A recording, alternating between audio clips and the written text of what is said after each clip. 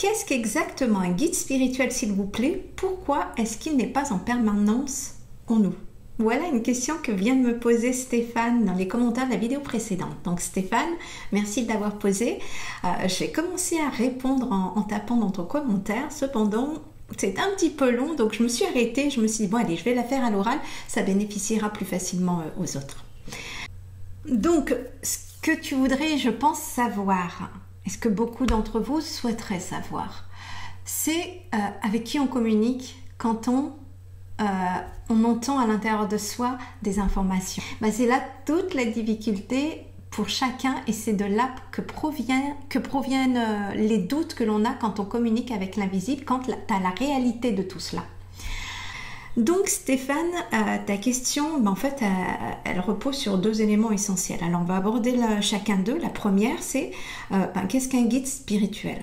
Mais pour simplifier les choses, on va dire qu'est-ce qu'un guide spirituel? Il est important pour comprendre cette notion de se placer à deux échelons essentiellement. Il y en a beaucoup plus, mais on va prendre les deux échelons essentiels.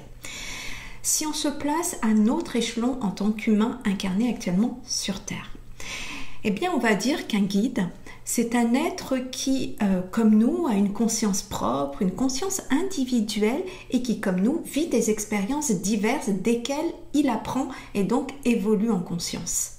Il apprend donc de ses expériences à mieux connaître et développer ce qu'il a en lui-même. Ainsi, il est le guide pour nous, humains actuellement incarnés sur Terre. Il est comme un parent qui enseigne à son enfant, qui éduque son enfant. Il est comme un professeur qui enseigne à ses élèves. Il est quelqu'un qui sait, qui a mieux compris, donc compétences, connaissances, et qui a grandi en sagesse de toutes ses expériences. Il a donc quelque chose de plus en termes d'expérience et d'apprentissage que ce que nous avons, nous, généralement ici incarnés sur Terre.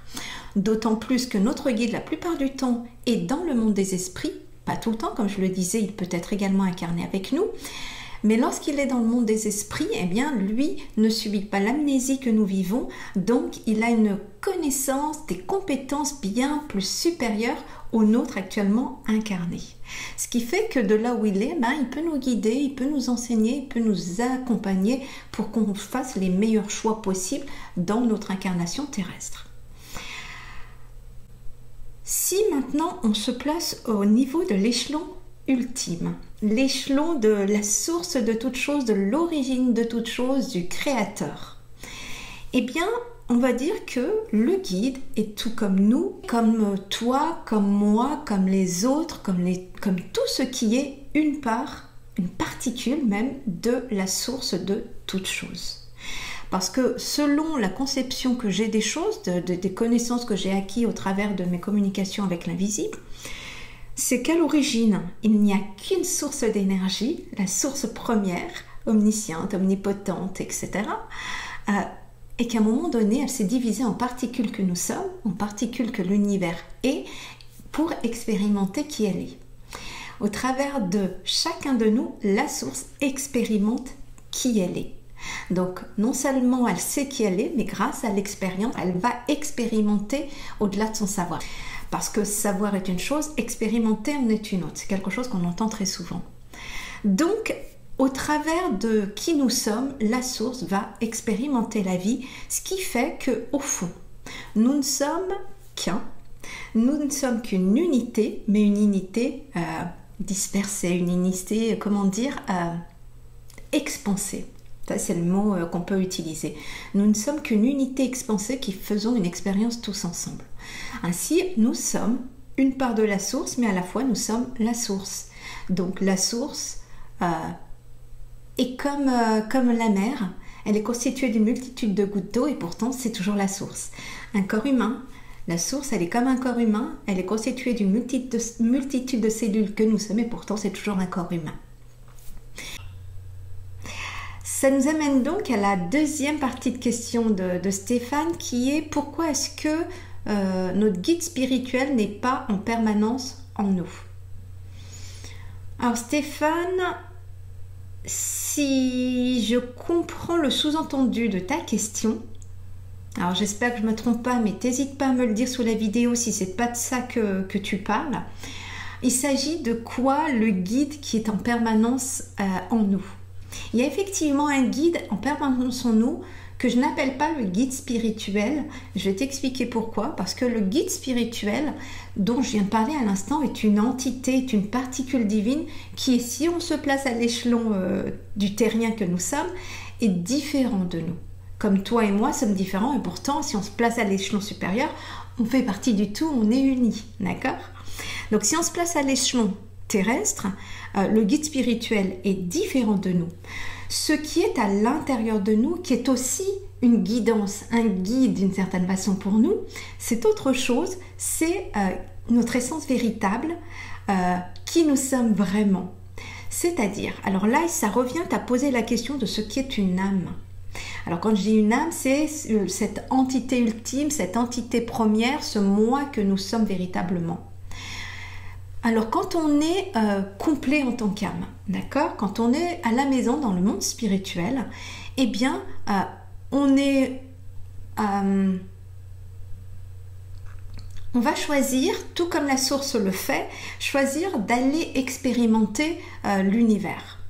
On va donc choisir de venir s'incarner dans un corps physique et seulement une partie de nous allons nous incarner dans un corps physique. Ce qui veut dire que l'âme va d'une certaine façon se scinder entre elle qui va rester dans le monde spirituel à la maison et nous qui sommes là incarnés. Cette part de l'âme qui s'incarne sur Terre dans un corps physique, moi je l'appelle l'esprit. Ça correspond à notre mental, mais on peut y mettre tous les mots que l'on veut. Ce qui est important de comprendre, c'est plutôt la définition qu'il y a derrière. Cette partie de nous-mêmes qui s'incarne dans ce corps va être beaucoup plus limitée en termes de compétences, de connaissances, de sagesse, etc., tout comme la source, que cette part de nous qui est restée de l'autre côté. Cette part de nous va notamment subir les limitations de la matière, mais également l'amnésie. Ce qui fait qu'elle est bien plus limitée. Cette part de nous qui est ici incarnée sur Terre, du fait de cette amnésie, va avoir quelques peurs. Beaucoup de peurs. Et c'est ces peurs qui vont nous surprotéger et qui vont nous limiter encore plus. Ça fait partie de l'expérience. L'objectif, c'est que nous apprenons à dépasser toutes ces limites pour grandir intérieurement encore plus que ce que l'on était en tant qu'âme lorsqu'on est complet de l'autre côté. Entre cette part de nous qui est toujours dans le monde spirituel et cette part de nous qui est incarnée, il y a toujours le lien qui se fait. Ce lien, il se fait comment? Eh bien, lorsqu'on est capable de faire taire ces pensées qui nous obnubilent constamment, qui nous font peur, qui nous font hésiter, qui nous mettent dans des difficultés de choix, eh bien, lorsqu'on arrive à faire le calme dans notre esprit, on peut monter en conscience, c'est-à-dire qu'on peut s'élever vers la conscience beaucoup plus globale que l'on a en tant qu'âme. D'accord? Ça veut dire que juste on monte l'ascenseur et tout à coup on va avoir plus de connaissances, plus de conscience que ce que l'on a quand on est là. Quand on arrive à l'échelon ultime, et ça on le voit pendant les séances d'hypnose régressive, lorsque la personne arrive en conscience augmentée, alors elle n'est pas toujours dans ce niveau de conscience le plus supérieur, ultime en tant qu'âme. Des fois elle est là, des fois elle est là, des fois elle est là, des fois elle est là. Et quand on arrive là, eh bien la personne va se mettre à parler comme si elle était presque une autre. Elle va dire des choses qu'elle ne dirait pas quand elle est ici incarnée et les yeux ouverts dans un mental ordinaire. Elle va savoir des choses qu'elle ne sait pas. Et parfois même dire des choses en contradiction avec ce qu'elle dit quand elle est là. Donc ça, c'est très surprenant parce que parfois même, elle est capable, la personne, de sortir des mots, de parler une langue, d'avoir même une voix différente de celle qu'elle a quand elle est ici, en bas. Donc, c'est nous, mais à des niveaux différents. Donc, oui, cette part de nous est en permanence en nous, simplement on arrive à monter en conscience que si on arrive à canaliser toutes ces pensées qui sont en nous et quand on arrive à s'élever à des niveaux vibratoires supérieurs. Aussi, ici on peut parler d'un niveau, d'un échelon comme on l'a fait pour la source, d'un niveau supérieur. Quand on regarde notre âme au niveau supérieur, en réalité on constate que elle ne s'est pas incarnée uniquement ici et maintenant sur Terre. Du point de vue supérieur de l'âme, en réalité, à la différence de nous, incarnée sur Terre, elle va voir toutes ces incarnations que l'on considère comme passées, comme simplement l'ici et le maintenant. Parce que de l'autre côté, le temps n'existe pas. Donc pour l'âme, qu'on soit ici incarné maintenant en tant que Mia, ou qu'on soit incarné ici et maintenant en tant que viking, qu'on soit ici incarné en tant que romain antique, etc., ben pour elle, tout se passe en même temps. D'accord ? Simplement, ça va être pour nous à des périodes différentes et pour elle simplement dans des expériences différentes. Donc notre conscience ultime, elle a véritablement une vision très globale de qui l'on est. Elle sait, elle connaît toutes nos expériences et elle est capable d'en synthétiser l'essence pour nous guider et nous conseiller au mieux ici et maintenant dans cette incarnation, mais également pour conseiller au mieux le Mia qui était viking dans une autre vie. Maintenant, pour faire le lien entre les deux, le guide spirituel, la conscience supérieure, l'âme que nous sommes individuelle. La difficulté, c'est de savoir si c'est notre mental qui répond à notre question, ou bien si c'est notre conscience supérieure, mais à quel niveau de conscience supérieure, ou bien est-ce notre guide, ou est-ce bien autre chose. Là est la difficulté parce qu'en réalité, tout se passe à l'intérieur de nous. Et souvent, la voix que l'on entend à l'intérieur de nous, elle se confond avec la voix de notre esprit. C'est la même voix, c'est la même sonorité, c'est la même tonalité que notre moi supérieur utilise, que notre mental utilise, que notre guide utilise, que la source utilise. La grande majorité des humains que nous sommes actuellement incarnés sur Terre n'avons développé nos modalités de perception intérieure pour l'instant qu'à ce niveau-là. Donc on a encore du mal à entendre véritablement une voix différente et de voir à l'extérieur, d'entendre à l'extérieur ces guidances qui nous proviennent de ces différents échelons. Donc tout se passe à l'intérieur de nous, c'est pour ça que ça c'est un message qu'on entend également constamment. Tout est en vous, tout est à l'intérieur de vous, regardez à l'intérieur de vous. Et la méditation sert à ça, à aller regarder à l'intérieur de nous et à apprendre effectivement dans un niveau supérieur, au-delà d'apprendre à gérer son stress, ses émotions, d'aller apprendre à écouter ce qu'on nous dit. Tout se passe à l'intérieur de nous. Cependant, à un moment donné, on va pouvoir être capable de développer nos modalités de perception et d'entendre parfois, et de plus en plus, une voix différente. C'est-à-dire avec la voix d'un autre, non plus la voix de sa voix intérieure. Quand je dis la voix intérieure, ce à quoi je pense, c'est une voix qui ressemble à celle qui est la nôtre quand on est en train de penser. Quand on pense, intérieurement, on s'entend parler. Alors, je pense que la majorité d'entre vous y arrivez, pas tous, mais une très grande majorité. Quand on pense, on entend à l'intérieur ce mental qui tourne en boucle et qui se raconte des histoires. Eh bien, on peut dire que, au fond, d'où nous viennent tous ces guidances? Eh bien, elle peut effectivement nous provenir de nous, notre petit mental, qui tourne comme un petit hamster dans sa cage et qui est capable, avec sa raison et avec sa justesse, ici incarné, on n'est pas non plus tous bêtes, eh bien, on est capable de se guider soi-même. Mais si on veut avoir une vision plus globale, plus juste, avec une vision sur les incarnations multiples que nous avons eues, donc les expériences multiples que nous avons eues, et en retrouvant la mémoire de qui nous sommes vraiment, ben là on va faire appel à notre part de nous-mêmes à un niveau vibratoire supérieur, notre conscience supérieure.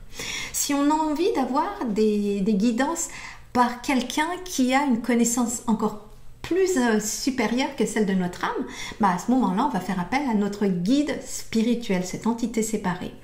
Et quand on veut avoir des guidances de l'échelon ultime, on peut faire appel directement à la source de toute chose, au divin, et essayer de communiquer avec lui si on arrive à monter à cet échelon-là.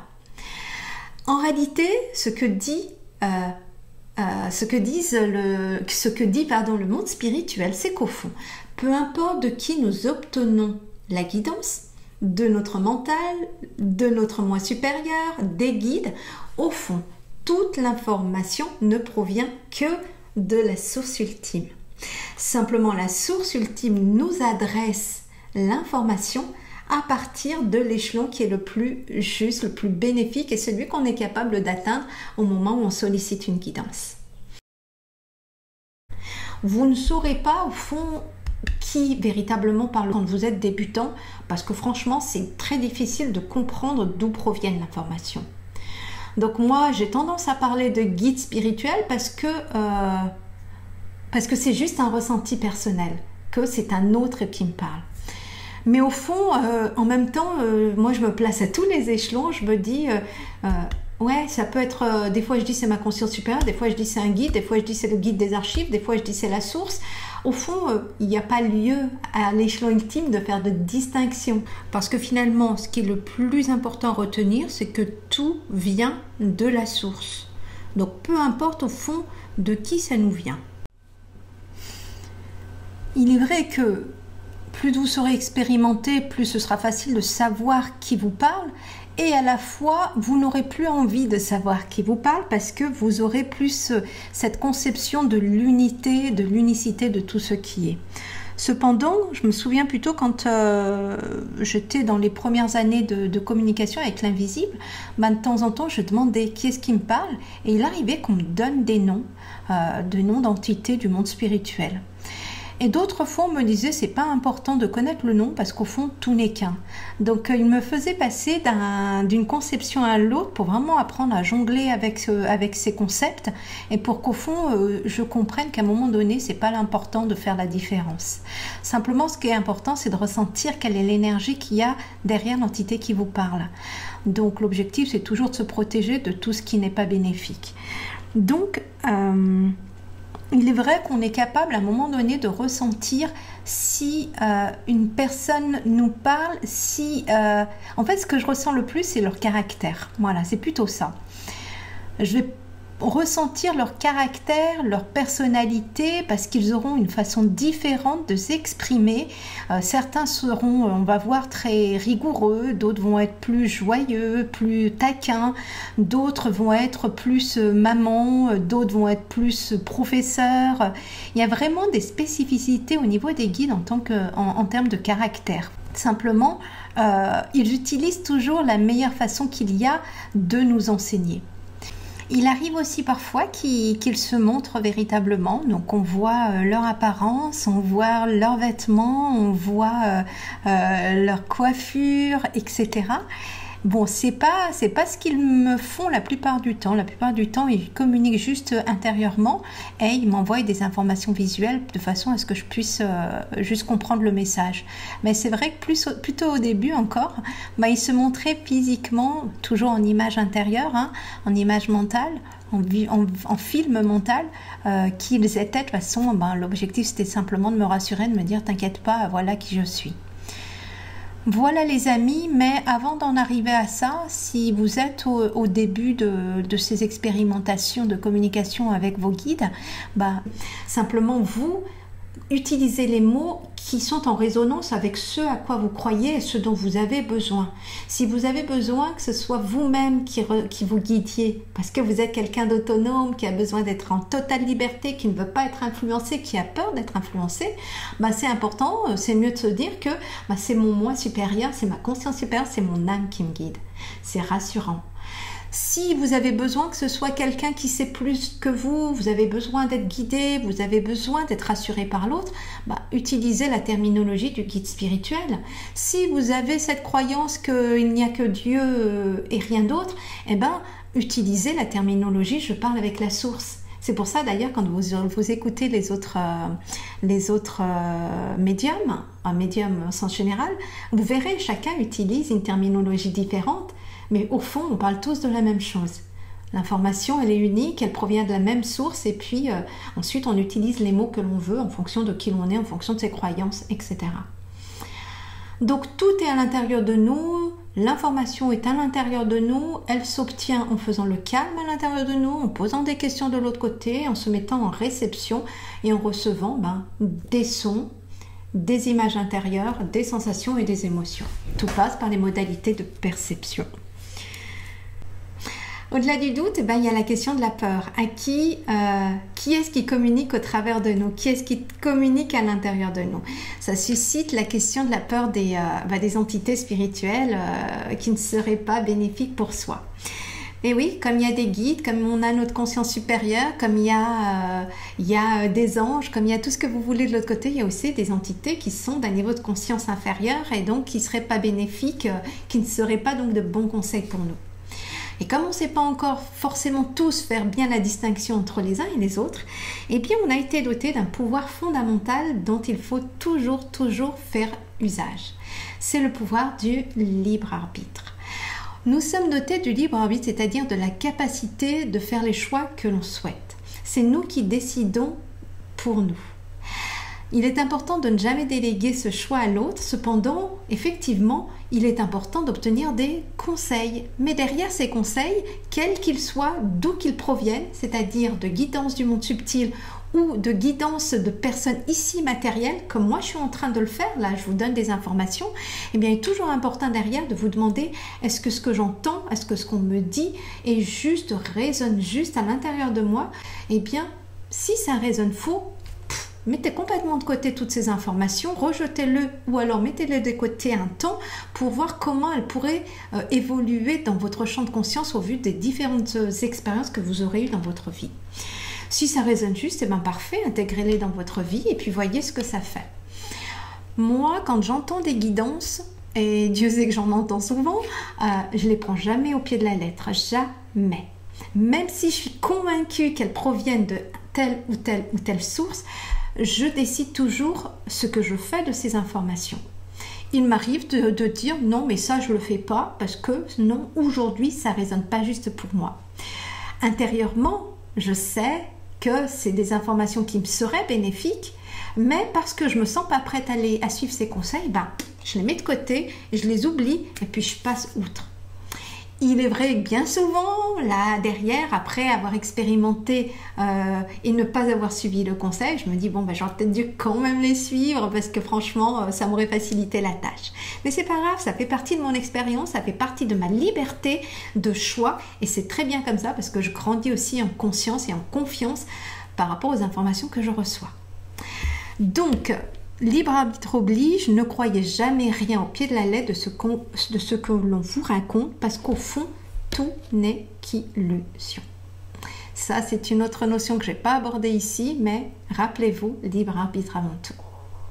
Bye bye les amis.